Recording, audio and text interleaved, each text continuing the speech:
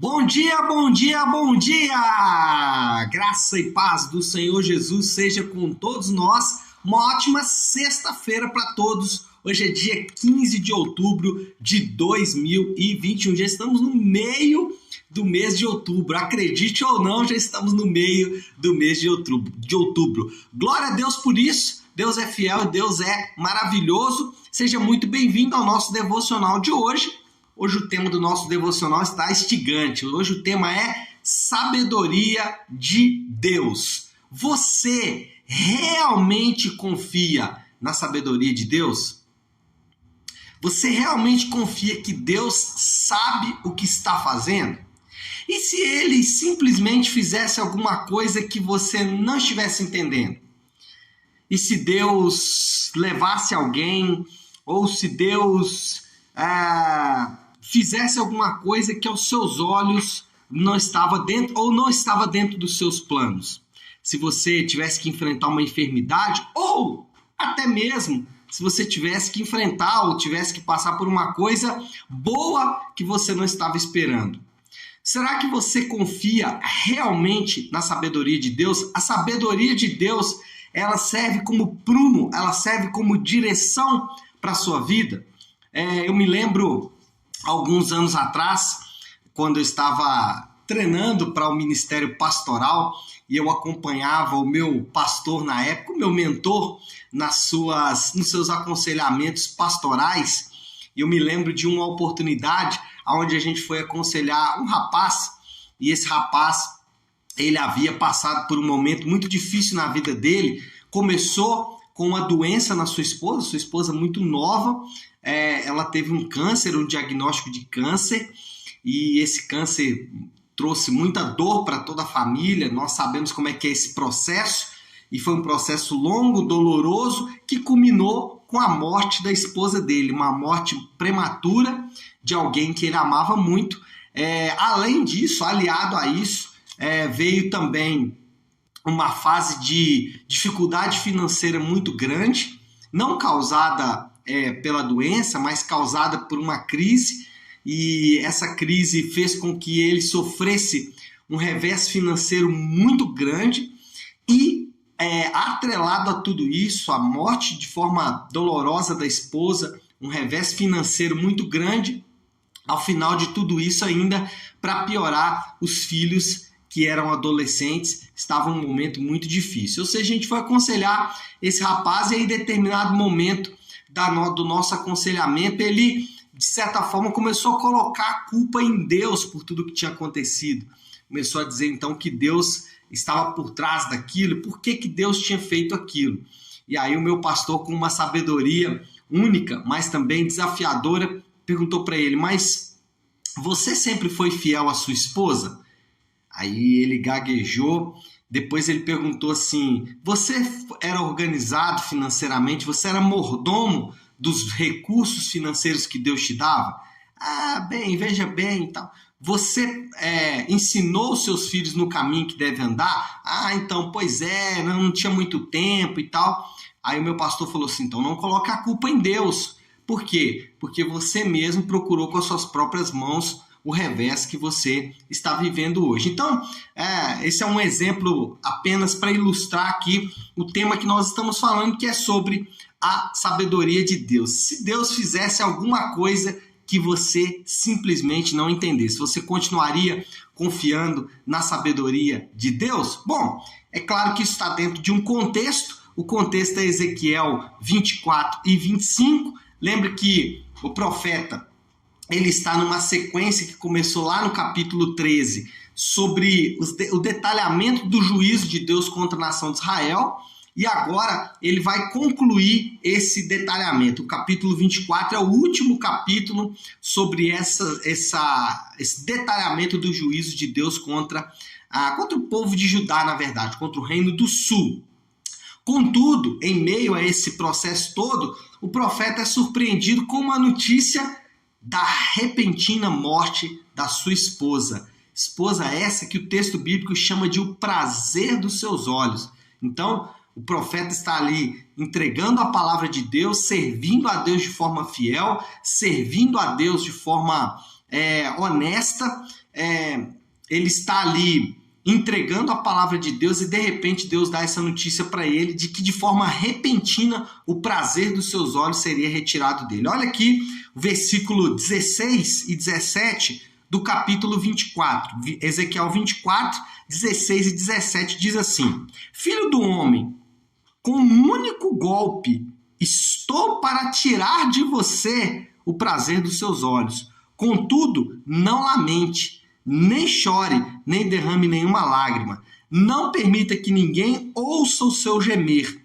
Não pranteie pelos mortos. Mantenha apertado o seu turbante e as sandálias nos pés. Não cubra o rosto, nem coma a costumeira comida dos pranteadores. Então, olha só, o profeta está fazendo o que Deus manda ele fazer, de repente ele recebe uma notícia de Deus, fala assim, Deus fala, eu estou para tirar o prazer dos teus olhos. Quer dizer, Deus ainda falou antes, né?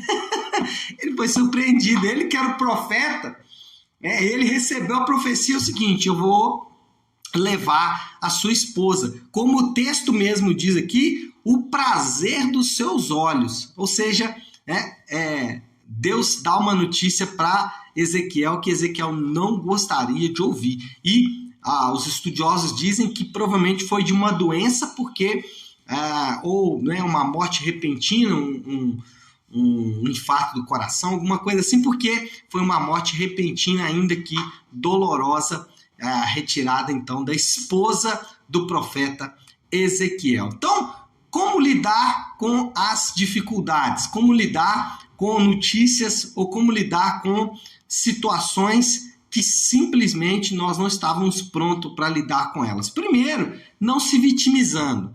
Então, a síndrome de Hard, né? Conhece o Hard? O Hard é um personagem de desenho animado do passado, cujo seu companheiro era o Leão Lip. O Hard é a única hiena da história da humanidade triste. Vocês vão se lembrar, né? Ó vida, ó azar, né? É a síndrome do Hard. Muita gente, em meio à dificuldade, começa a dizer Deus não me ama, começa a dizer Deus não existe, começa a dizer Deus é mal. Por quê? Porque enfrenta as dores e dificuldades da vida. Aquele exemplo que eu dei de um irmão do passado, né, que perdeu, inclusive, a sua esposa financeira e etc e tal, ele estava se vitimizando, né, dizendo, olha, né, eu realmente não tratei bem a minha mulher, não tratei bem, mas só que arrependimento não é remorso. Remorso está ligado ao vitimismo, está ligado a transferir a culpa dos meus problemas para outras pessoas. Ou até mesmo ficar se martirizando porque aquilo aconteceu. Arrependimento não é para martirizar. Arrependimento não é para se vitimizar. Arrependimento é para mudança de atitude. Arrependimento envolve, sim, o reconhecimento da culpa, o reconhecimento dos erros, envolve. Mas a diferença básica aí do arrependimento para o remorso é que o remorso fica nisso, fica no vitimismo. E o arrependimento, ele parte para uma mudança de atitude. Bom, se eu então reconheço que fiz isso errado, vou fazer diferente da agora para frente. Então, você lida com as dificuldades não se vitimizando, rejeitando a síndrome de Hard, né? Deus é mau, Deus não existe, Deus não me ama, Deus está contra mim. Esse tipo de atitude não contribui em absolutamente nada e não acrescenta em absolutamente nada quando você está enfrentando dificuldades. O segundo passo é confiar na sabedoria de Deus. Preste atenção no que eu vou dizer agora. Deus é soberano e sabe o que faz. Deus conduz a história de acordo com a vontade dele. Deus, ele faz o que quer porque ele sabe o que está fazendo. Para mim, a melhor definição da sabedoria de Deus, já que o tema do nosso devocional hoje é sabedoria de Deus, para mim a melhor definição de sabedoria de Deus é aquela que diz que Deus, ele tem os melhores propósitos e os melhores caminhos para se alcançar esses propósitos. Então essa é a sabedoria de Deus. Deus, ele tem os melhores propósitos, ele tem os melhores objetivos, os intuitos de Deus são santos e ele tem os caminhos para chegar a esse propósito, os melhores caminhos para se chegar a esses propósitos. Então, isso é a definição da sabedoria de Deus. Deus, ele vai sempre conduzir as coisas de acordo com esse bom propósito e de acordo com o seu bom caminho. Então, isso é sabedoria de Deus e nós temos que confiar nisso. Agora, é muito mais fácil falar do que viver. Falar muitas vezes sobre isso é fácil. Falar sobre a sabedoria de Deus, falar sobre a soberania de Deus é mais fácil do que viver. Viver a sabedoria de Deus, né, que de acordo com Deuteronômio, a sabedoria de Deus, ou o homem sábio aos olhos de Deus é aquele que obedece à palavra de Deus, é aquele que anda nos caminhos de Deus, é aquele que anda nos mandamentos de Deus. Então, ser sábio aos olhos de Deus não é ter uma sacada para viver a vida, não. Ser sábio aos olhos de Deus é obedecer a sua palavra. Por isso que mesmo os mais simples podem ser sábios. Então, confiar na sabedoria de Deus é saber que ele está conduzindo as coisas de acordo com a vontade dele e que, de fato, a vontade dele é boa, perfeita e agradável. Terceiro, confiar nas promessas de Deus. Como enfrentamos as dificuldades? Primeiro, não se vitimizando. Segundo, confiando na sabedoria de Deus. E terceiro, confiando nas promessas de Deus. É interessante que o profeta, Deus fala com ele, não mantenha apertado o seu turbante e mantenha as sandálias nos pés. Ou seja, a promessa ela está dando sequência, está seguindo. A promessa está no seu curso natural, está andando de acordo com a minha vontade. Então, confiar nas promessas de Deus é importante.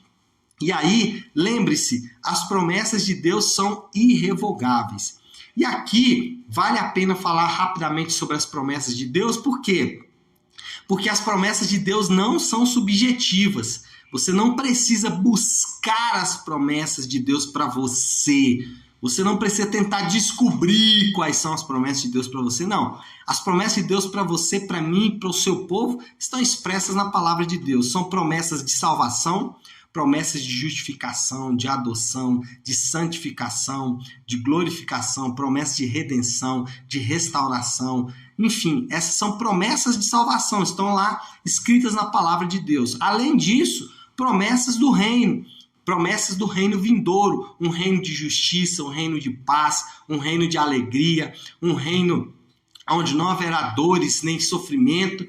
Além disso, promessas de vida, vida e vida em abundante, vida e vida em abundância. Enfim, são promessas que estão expressas na palavra de Deus e que eu não preciso buscá-las. Elas já estão ali expressas, já estão manifestas e eu posso meditar nelas em qualquer tempo, a qualquer momento. Então, como lidar com as dificuldades? Primeiro, não se vitimizando. Segundo, confiando na sabedoria de Deus. Deus, ele tem os melhores objetivos, os melhores propósitos e os melhores caminhos para se chegar a esses propósitos. E terceiro, confiando nas promessas de Deus. Bom, Ezequiel era um homem de Deus, Ezequiel era um profeta de Deus, Ezequiel era fiel a Deus e ainda assim Ezequiel sofreu um revés.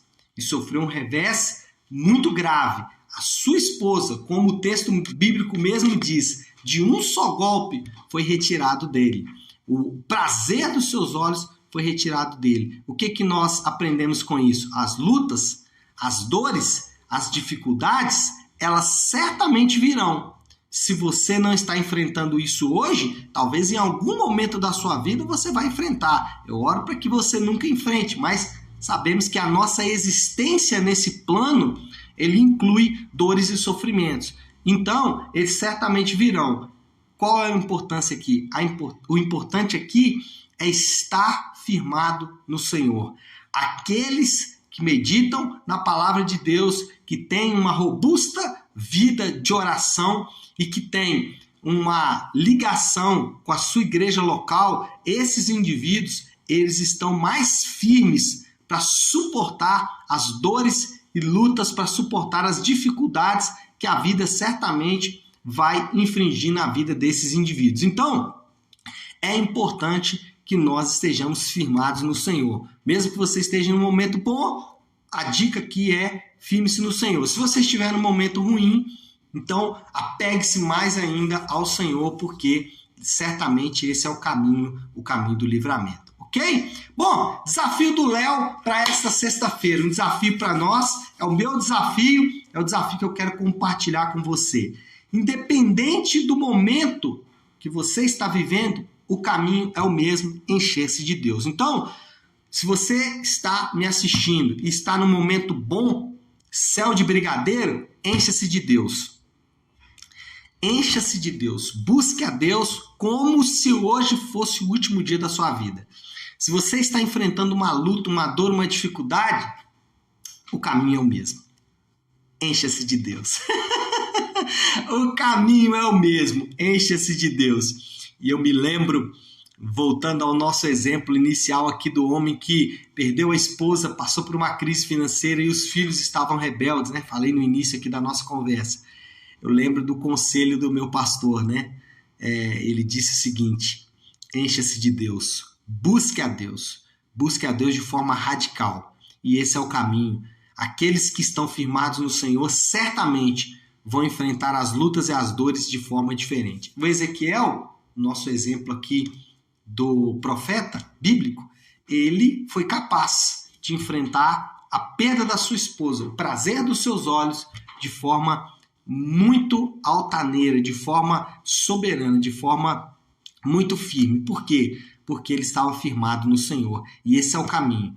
A sabedoria de Deus está ligada a isso, a estarmos firmados no Senhor, tá certo? Bom, vamos orar? Vamos orar para a gente encerrar. Sexta-feira é sempre dia da oração que o Senhor nos ensinou, da oração do Pai Nosso. Então, nós vamos fazer isso como fazemos todas as sextas-feiras. Você puder agora, pare o que você está fazendo e vamos juntos buscar a Deus em oração, orando a oração que o Senhor nos ensinou, a oração do Pai Nosso. Pai nosso que estás nos céus, santificado seja o teu nome. Venha o teu reino, seja feita a tua vontade, assim na terra como no céu. Dá-nos hoje o nosso pão de cada dia. Perdoa as nossas dívidas, assim como perdoamos aos nossos devedores. E não nos deixes cair em tentação, mas livra-nos do mal, porque teu é o reino, o poder e a glória para sempre. Amém. Amém, pessoal? Bom, então é isso. Nós vamos ficando por aqui. Eu quero deixar apenas um aviso para vocês. Domingo, às 10 da manhã, nós temos o culto de celebração na Igreja Nave, na Avion. Então, no domingo, de forma presencial, nós vamos ter, então, o nosso culto de celebração, onde vamos continuar expondo a carta de Paulo aos Coríntios, primeira carta de Paulo aos Coríntios, e domingo nós vamos falar do Manifesto do Amor, 1 Coríntios capítulo 13, e vamos estudar então esse texto que é de forma maravilhosa, um texto maravilhoso para cada um de nós. Então, domingo, às 10 da manhã, nós estaremos então na Igreja Nave. Você é meu convidado para estar conosco nesse domingo, tá bom? Deus abençoe, ótima sexta-feira e um excelente final de semana para todos. Fiquem com Deus. Muito